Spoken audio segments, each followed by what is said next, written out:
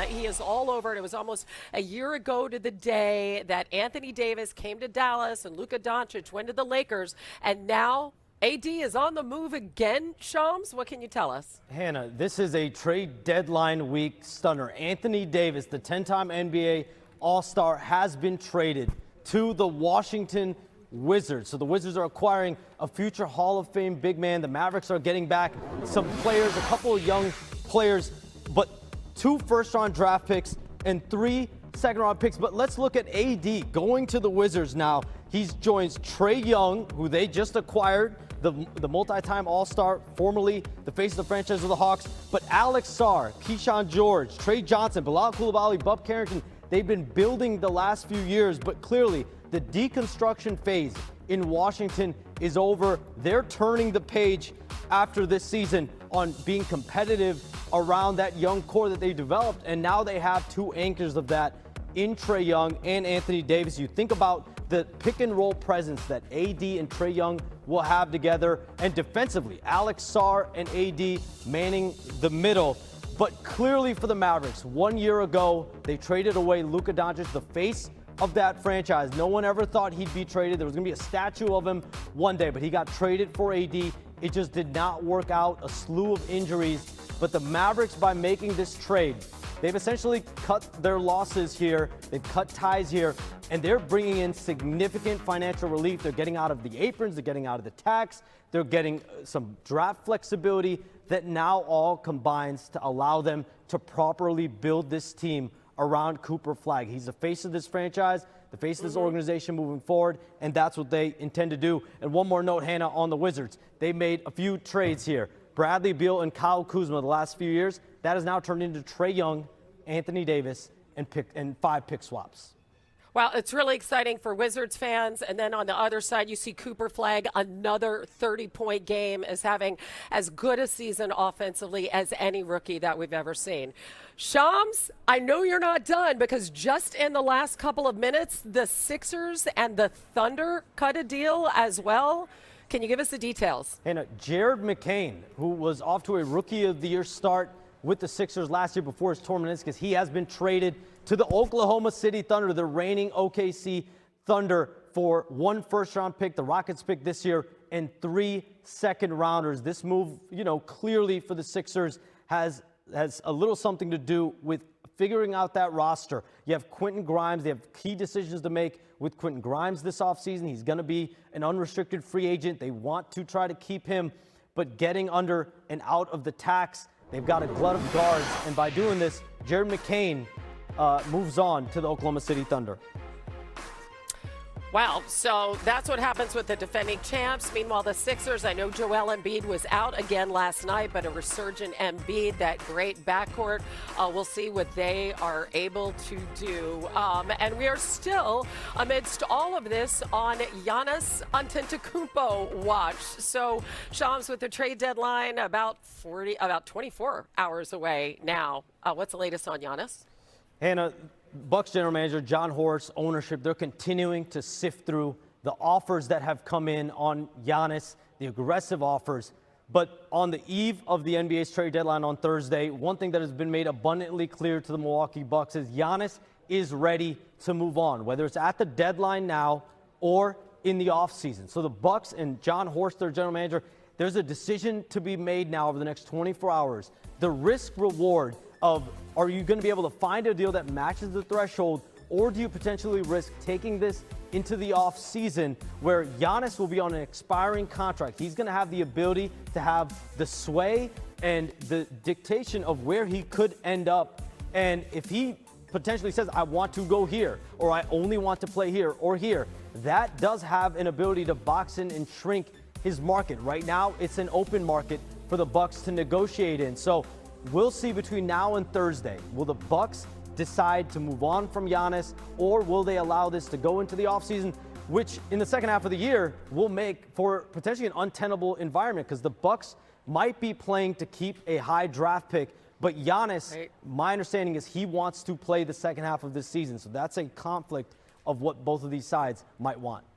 That is a very, very fine line to walk. And then, of course, whatever deal comes to the table, ownership has to sign off on that. So it's very complicated. A lot needs to happen. We'll see if it does within the next 24 hours. And if it does, you'll be all over it. ESPN's trade deadline special is tomorrow, starting at 1 Eastern. It's 4 hours long. I have a feeling you might need all of that, Shams. Thank you.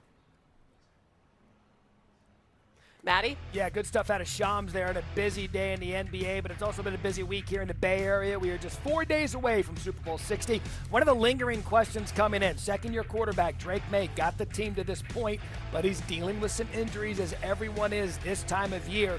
New on SportsCenter, he spoke to the media on how he is feeling today.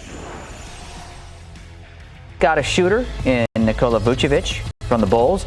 The Jazz sent 3 first-round picks to Memphis for Jaren Jackson Jr.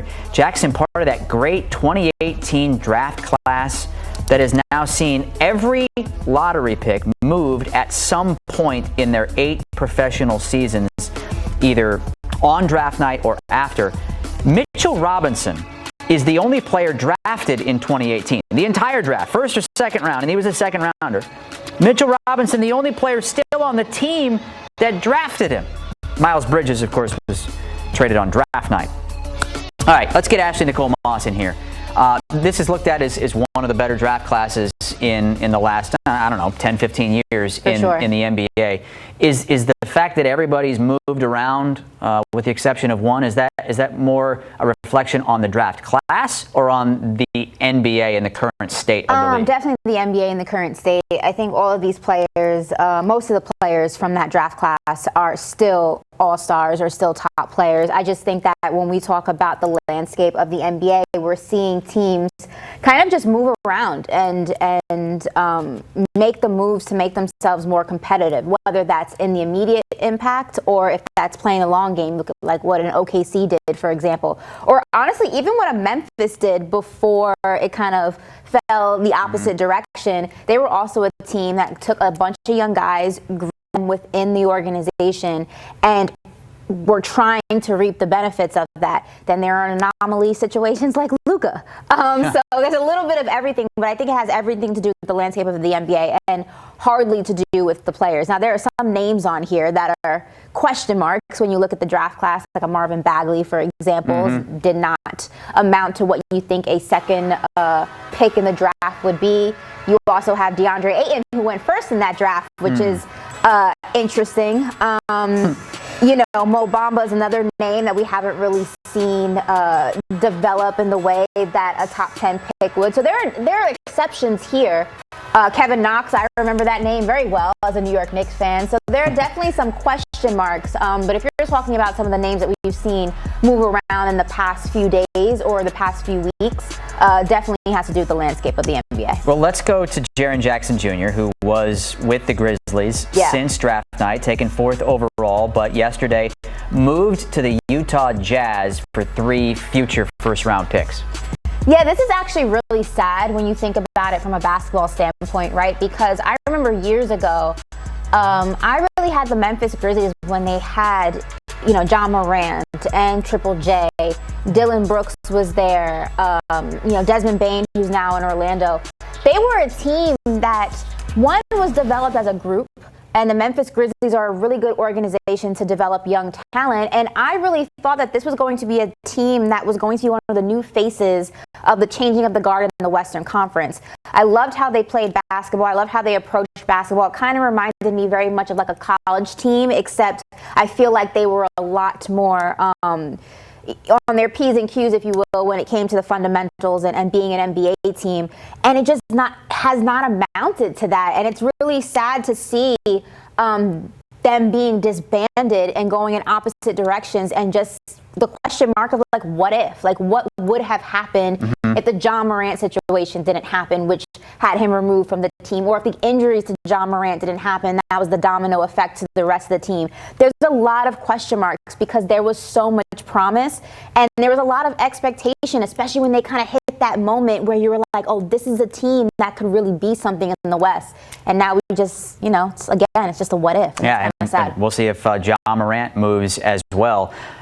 Also, what ifs with the Atlanta Hawks, because they originally drafted Luka, traded him away. They get Trae Young. They think, well, okay, he's led us to the conference finals. He's going to be a superstar. Yeah. Now they send him away. They don't even get a first-round pick for him. That conference finals is like the curse for the Atlanta Hawks. They never really were able to bounce back after that and see remnants of that success. And Trae Young has also struggled in not only the trade market, but in the reputation that there is of him in the NBA. And you know, I remember that anonymous players poll that called him overrated. It's also the same poll that called Tyrese Halliburton overrated. So take that with a grain of salt. But, you know, the way Trae Young plays basketball and his size is not so much favorable. And that's kind of what the Memphis Grizzlies are dealing with when it comes to Ja Morant and trying to find a new home for him.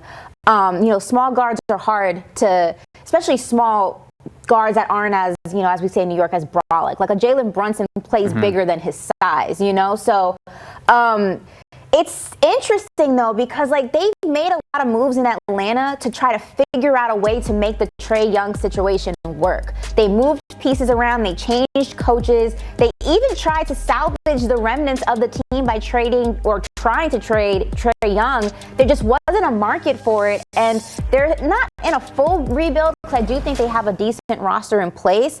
But, you know, it's another question mark of, like, what it could have been, because Trae Young was there for a very long time and just nothing really